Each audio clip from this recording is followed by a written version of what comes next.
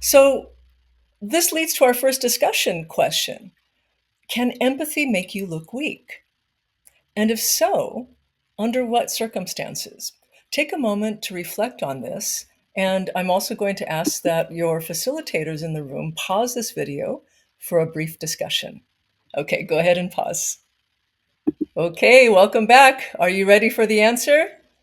Drum roll, please. It depends. Empathy can make you look weak if it's lacking something called accountability. There is such a thing as being too nice.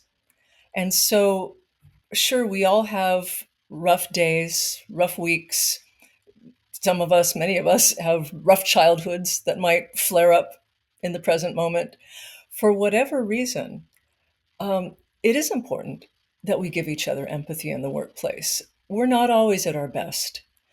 However, what if my rough day or rough week means that the rest of my team members had to pick up the slack and, let's say, give up their weekend and work through the weekend?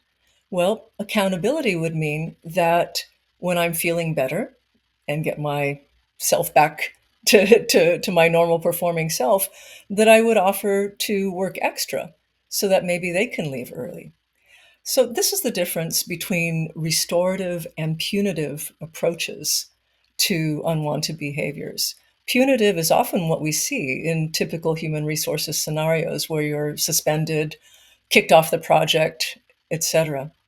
But when we look at situations with empathy and accountability, that opens up a new possibility, which is how do I actually correct or repair the harm that was done to the relationship, to the project, whatever.